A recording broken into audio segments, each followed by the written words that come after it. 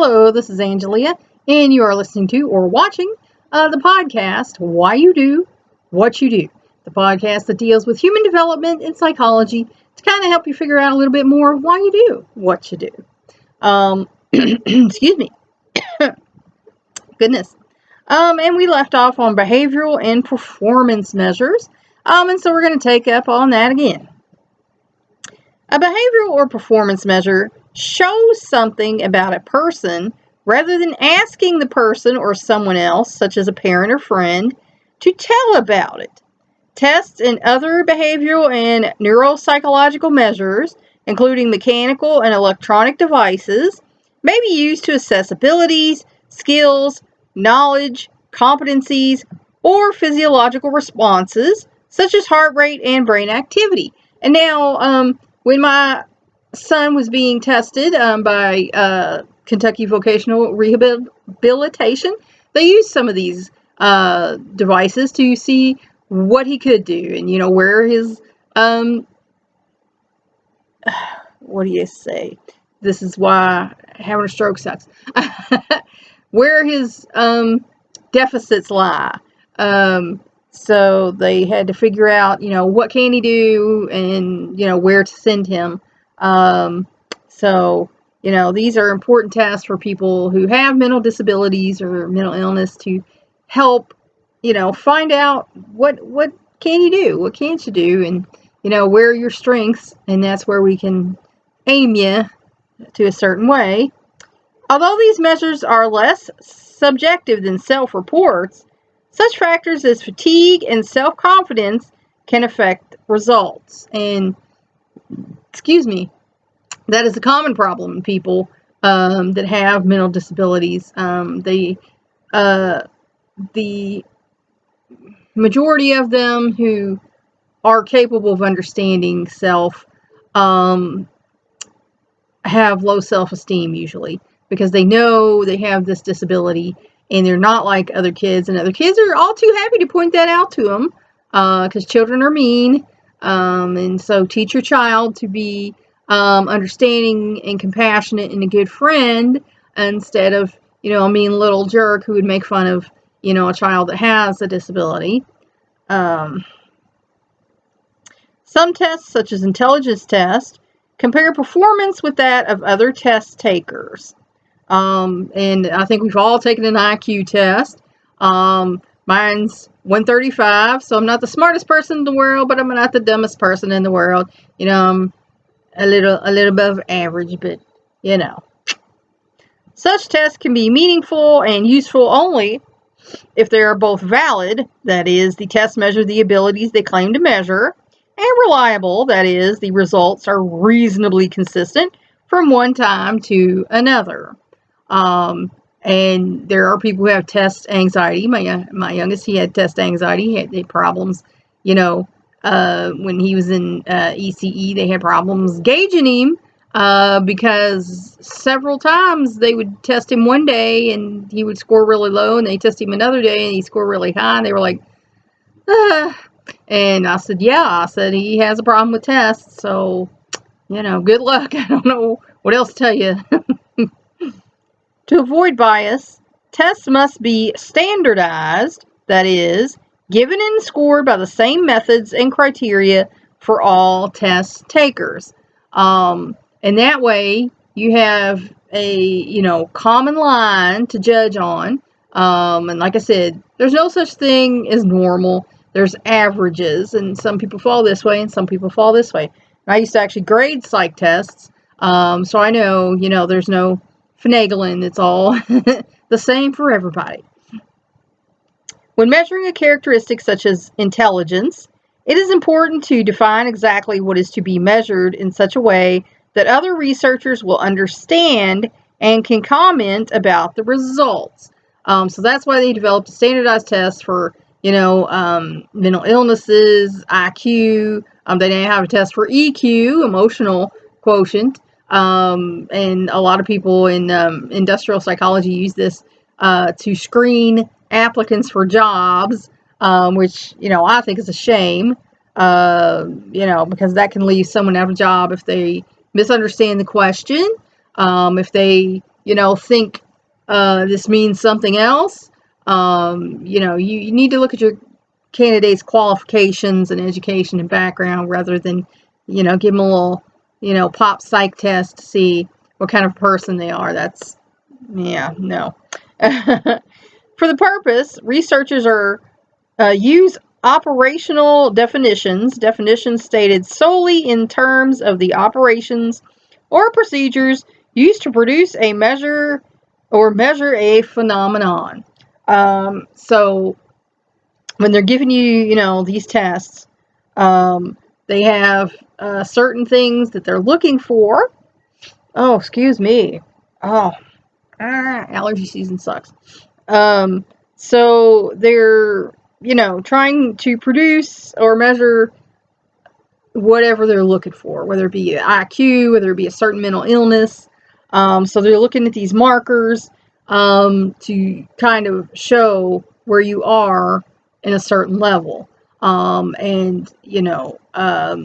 best thing is, if you're taking such tests, is to be honest, because if you're there taking the test, you clearly want to know if there's a problem.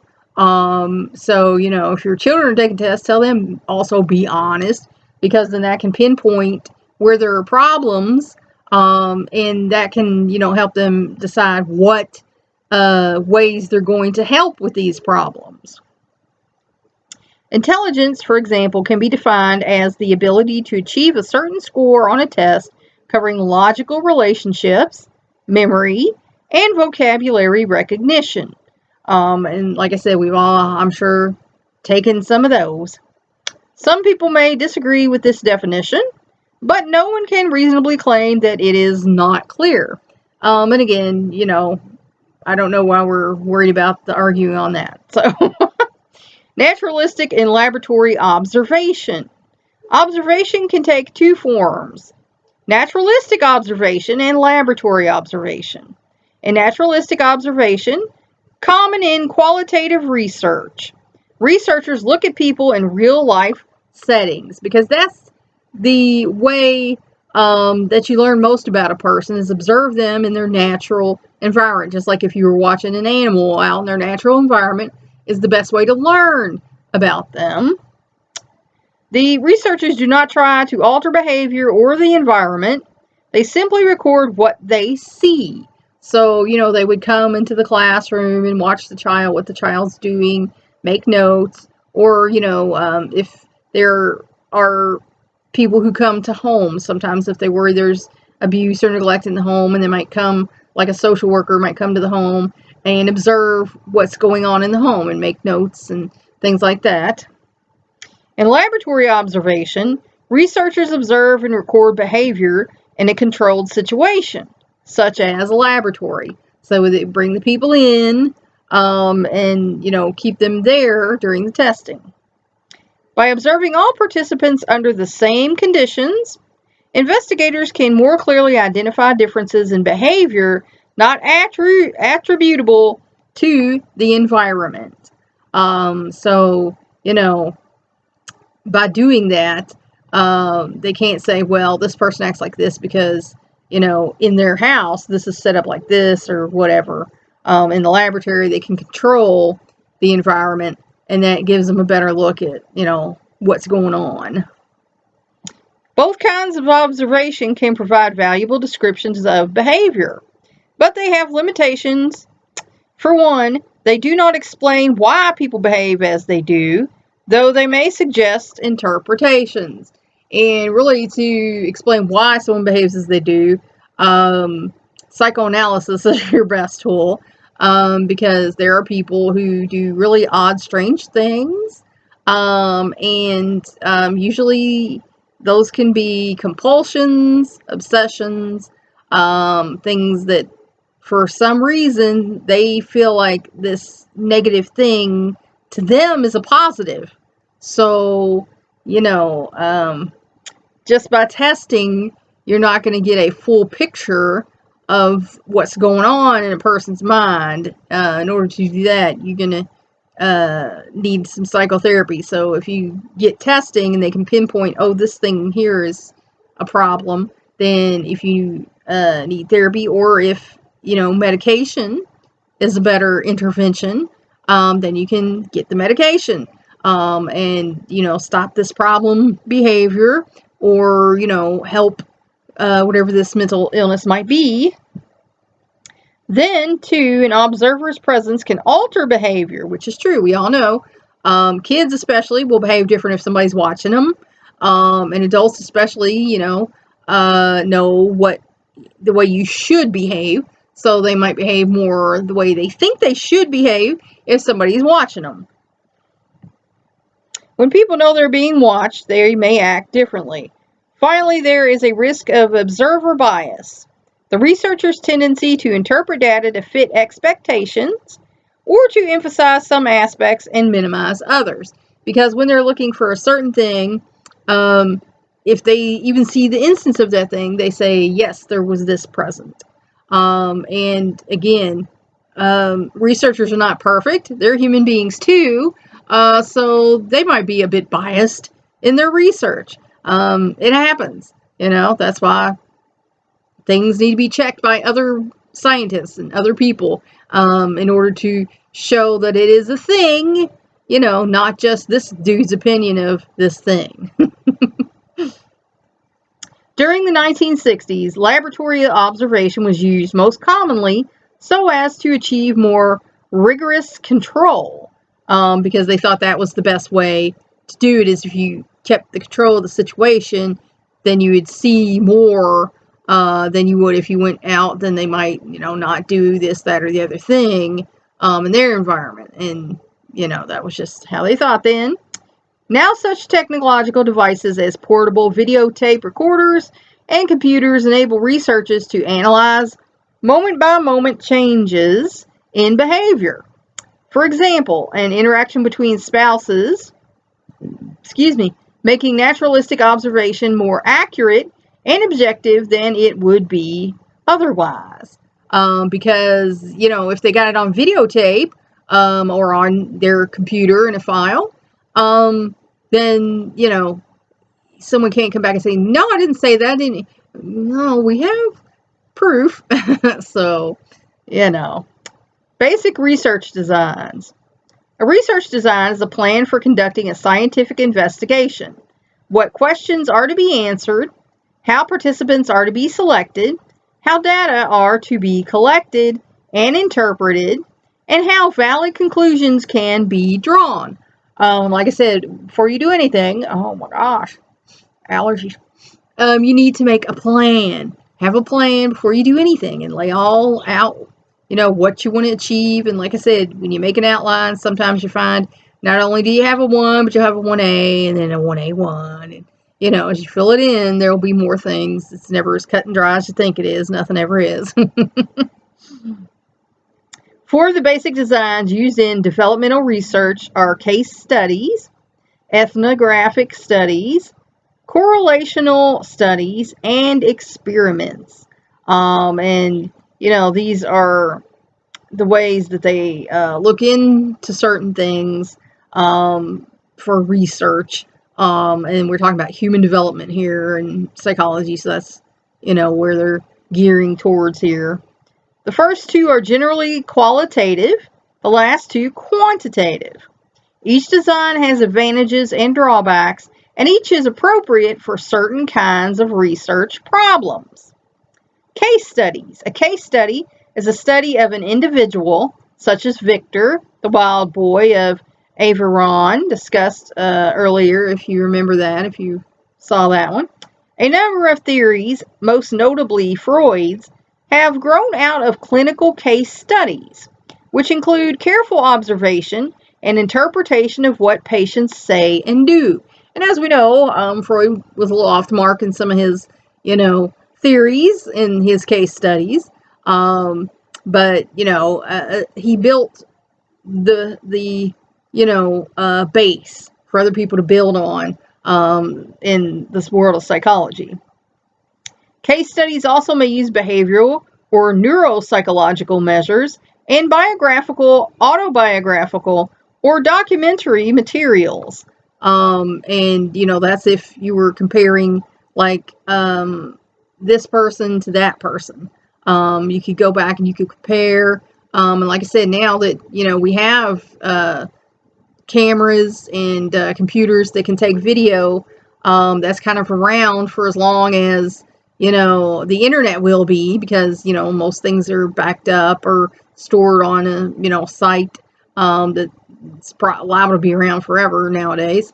So, it's a little easier now than it is, back then, because, like Freud was writing in his notebook, and so that would be a little harder for someone to come along and say, oh, well, let's check, this on Freud's notebook, and, that's going to be a lot harder than it is nowadays to kind of say, well, let's go to these, case studies saved on, this researcher's thing, and ask if permission. I'm sure you need to get the permission.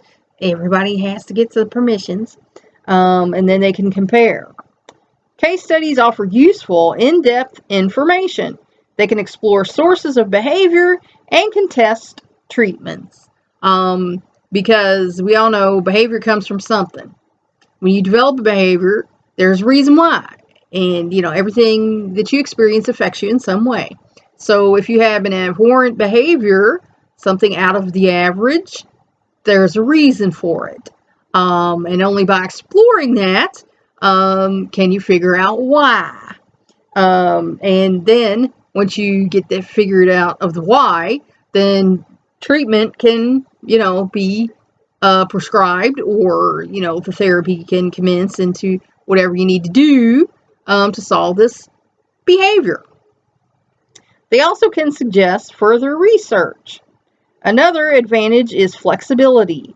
The researcher is free to explore avenues of inquiry that arise during the course of the study. Because sometimes, as we know, like in some of the medical studies, they're testing, like, say, a drug for one thing, and then they find out it actually treats this other thing better. I think one of those was like Humira, and they found out not only does it treat this thing they were looking into, but it treats this thing better, than that. So, oh my goodness. They might find something that say, oh, wait, we thought this was the problem, but now we're looking into this because this is evidence of this. So. However, case studies have shortcomings. From studying Victor, for instance, we learn much about the development of a single child, but not how the information applies to children in general. Because his was an extraordinary case. He wasn't taught to speak. He wasn't educated in any way. So because he developed that way, that certainly doesn't show us how the average child develops. But that was an interesting look into development for people to say, I wonder, and then create their own studies. Furthermore, case studies cannot explain behavior with certainty because there is no way to test their conclusions. Even though it seems reasonable that Victor's severely deprived environment caused or contributed to his language deficiency, it is impossible to know how he would have developed with a normal upbringing because, you can't go back and do that. They tried their best, but of course he was already so old, that they couldn't really go back and do that. So, sometimes a case study can only get you so far.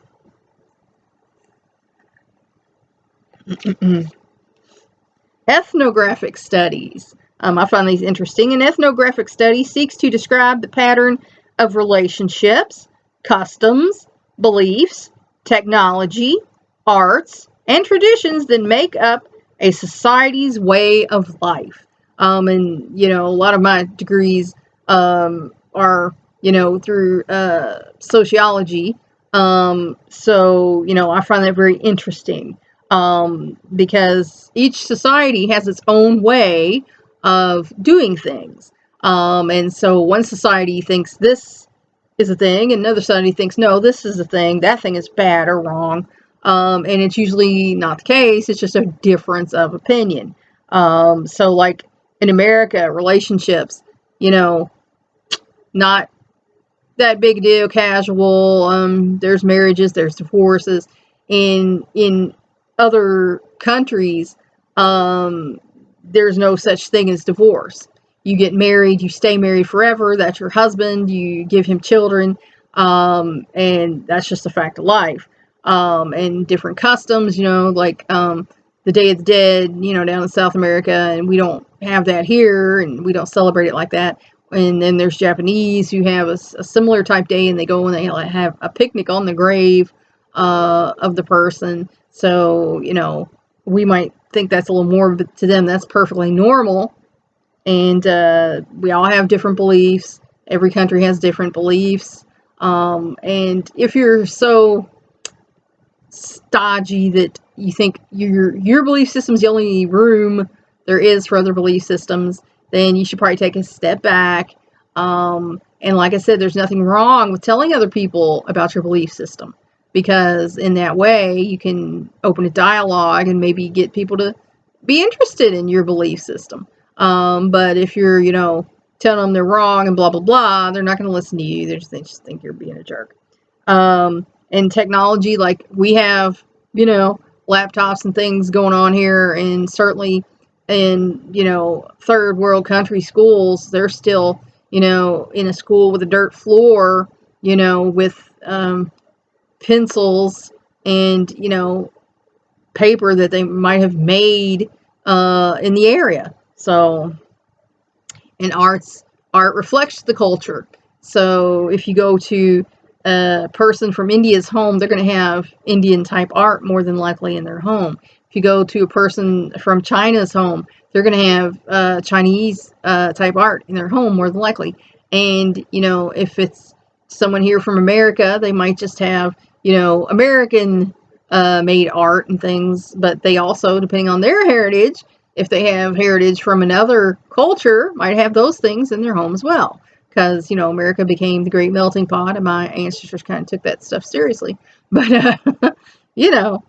and traditions, we all have different traditions, like at Christmas time or Hanukkah, or, Kwanzaa has the newer traditions that they've come from Africa and brought, back here to the African American people. And so we all have different things. Ethnographic research can be qualitative, quantitative, or both. It uses a combination of methods, including participant observation. Participant observation is a form of naturalistic observation in which researchers live or participate in the societies or groups that they observe, such as Margaret Mead did, often for long periods of time. Thus, their findings are especially open to observer bias. And this is when, and there's been different groups that go and they study these other cultures, they participate in these cultures, and a lot of this, is work that people do through higher educational outlets, but there have been just some scientists who go, like they have gone to the Amazon, they've gone to Africa, they've gone to, Nepal and different places, and become a part of the society and report on the society and how things. But again, observer bias, because if you become a part of the culture, you are more likely to upplay the positives and downplay the negatives. So, despite later disputes over Mead's sampling methods and her findings on adolescents, the anthropologist Robert Levine wrote, Mead's basic message to the child development field remains as valid today as in 1930. To understand how children grow up under varied environmental conditions, one must be willing to go to where those conditions already exist, to examine them with respect and in detail, and to change one's assumption in the face of new observations. Because, the teenage girls there did not have the problem growing up as here or in Britain, and so that was a surprise. They thought all teenagers are unruly and rebellious and having problems growing up, and That just wasn't the case. Ethnographic research can help overcome cultural biases in theory and research.